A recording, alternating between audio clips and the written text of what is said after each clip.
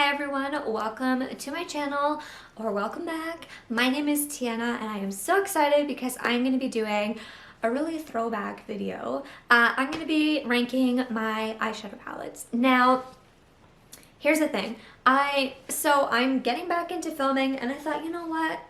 A fun first video other than my introduction video would be to film like ranking my eyeshadow palettes and showing you what an everyday makeup user has in their collection. So I love all of these eyeshadow palettes like a lot, and there's none that I don't like. It was actually really hard for me to rank them, but I thought, you know what, let's talk about my eyeshadow collection. Let's talk about how many palettes I have, which ones I like more than others, but I love them all. So let's just get right into it. If you have any of these palettes, let me know.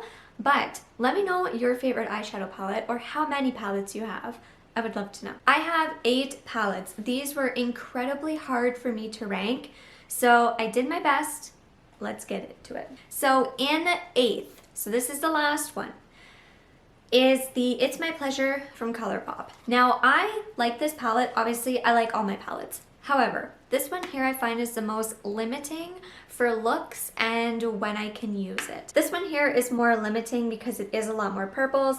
I tried to pan this shade in my project pan last year. I didn't get to it, but it is going to be in my project pan. Hopefully I can pan it this year. This one's the most neutral shade out of the whole palette, but it's still not like neutral enough for me to be able to grab this palette every single day. So that is why this one is in 8th place. This is a palette where I feel like if it ever broke, if I ever lost it, I wouldn't be mad. I wouldn't go repurchase it. I'm happy that I have it. I would love to use it more, but it's definitely one that I like to use more in the spring and the summer, and then typically for the fall and winter, I put it away. That's just how I feel with it.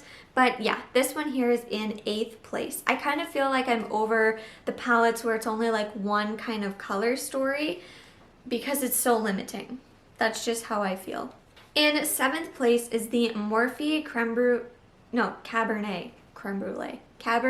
blush palette. So this one here I actually got for Christmas. That's why it's actually lower. I just haven't had the time to like play around with it.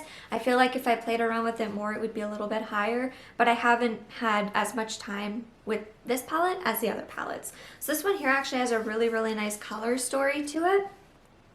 It's definitely one that I can use more so for every day, and this one actually has more shimmers than mattes, so it's a really nice balance.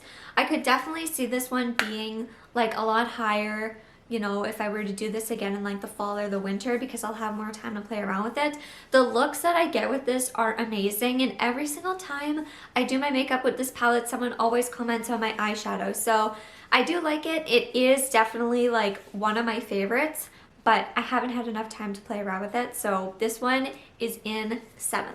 Okay, and 6th is going to be the e.l.f. Earth and Oceans. So this one here is actually a little bit higher than the Morphe one, only because it has a lot more like neutral tones, and apparently dog hair is in here, but it has a little bit more like neutral tones, so I typically stay to this side of the palette. I love the greens, I love the browns, I love the earthy tones. This one here I feel like I can use all year round, and I've had this for a really long time.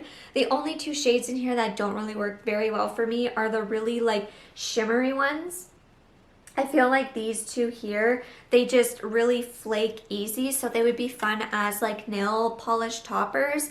But yeah, this one here I do like. I feel like I could bring this like on a trip with me or a weekend somewhere, and I'd be able to get really, really good looks with it, and I'd be happy with my looks. So this one is in the 6th spot because I do really like it. It's like a staple palette for me. In the 5th spot is actually the Tati Beauty palette.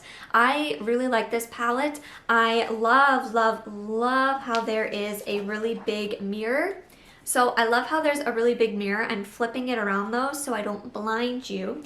But I love this. I kind of wish that I had more palettes that were similar to this. I wish that they had like a nice big mirror, and I wish that they had a color scheme or story where you have your mattes, you have like your sequins, you have your metallics, your shimmers, whatever. I just wish that I had more palettes kind of like this, where if I want to, you know, go in with like a brown and then top it off with something kind of similar or a shade over, I like that. So this for me is definitely in 5th place. I love it. The only thing I could do without are these really like glittery shades because they don't stay on my eyes. I actually use them as nail polish toppers, so I would actually really like to like use one of these up. I've actually hit pan in 2 of them, but yeah, I love this palette. It gets used so much. As you guys can see, I do use this palette a ton, so that's why it's in 5th position. This one here is for sure a palette where if I'm going somewhere, I can get full looks out of it and I'd be very, very happy with the looks that I get. It's snowing. I'm filming in my living room and I seen it snowing and I couldn't believe it. It is snowing and it is March 31st. Just gonna put that out there.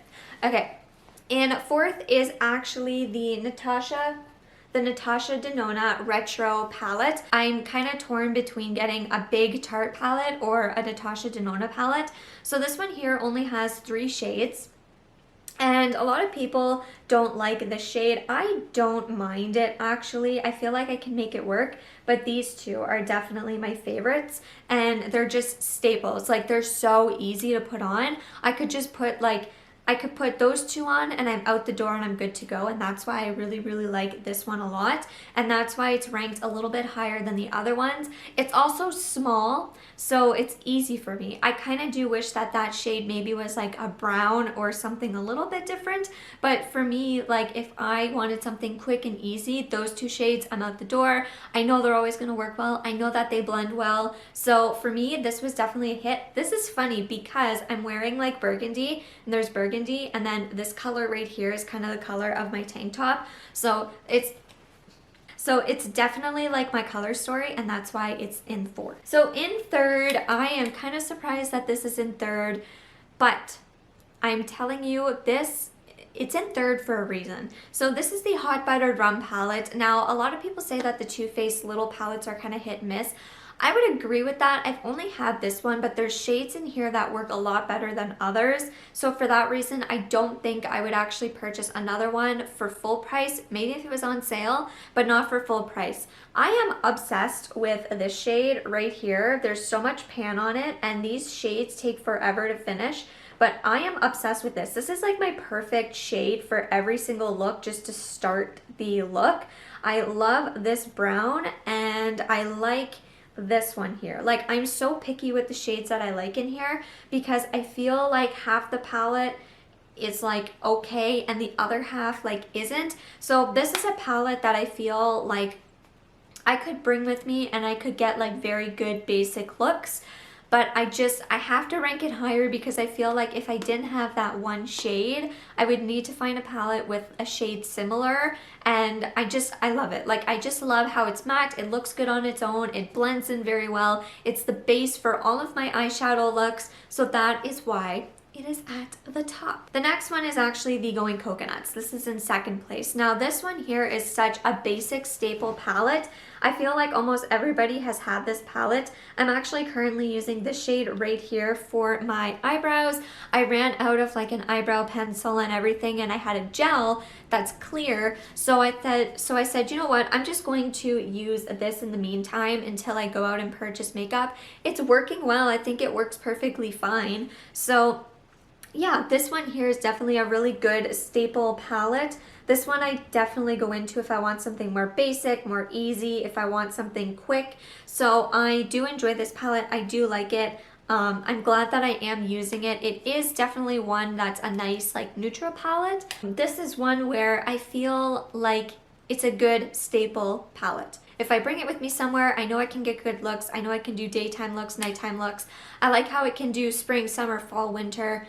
I just like it. So this one here is definitely a staple. Now in 1st place is actually going to be the Naked Wild West. This has been one of my favorite palettes that I've purchased, and if this one broke or got lost, I would buy another one because I love this palette. Like, I feel like I get such a beautiful color story. This one here I get actually really, really pretty looks out of. I use it all the time. I love how there's mattes. I love how there's shimmers. So for myself personally, this is definitely a hit. There's only like two 2 or 3 shades in here that I don't use very often, but all the other shades I do love. This is one where I could bring on a trip with me and I'd be so, so happy. Or I could bring it to work and do my eyeshadow just with this one palette and I'd be happy. So this is definitely in first place, and that's why. I really like it. I know not everybody loved this palette, needed this palette, wanted this palette, but I feel like for someone who has a smaller eyeshadow collection and you just want to dabble in like the oranges or the blues or a purple, like it's nice to have. So those are all of my palettes. Let me know in the comments down below if you have any of these or which one is your favorite palette in your collection. I currently have 8 eyeshadow palettes and I feel like that's a good number. I really do want to get another palette this year. So my goal is to hit pan on any eyeshadow in my collection or finish this shade. Once I finish this shade or once I hit pan on any other shade other than the Tati Beauty like pressed glitters, but once I hit pan, I want to buy myself a new eyeshadow palette only because I feel like I'm missing something in my eyeshadows. Like I don't know what it is. I don't know what it is, but I feel like I'm just missing something. So I would really love a new eyeshadow palette, but I'm not buying one until I hit pan. So that is going to wrap up this video. I will see you in the next one very soon. Bye.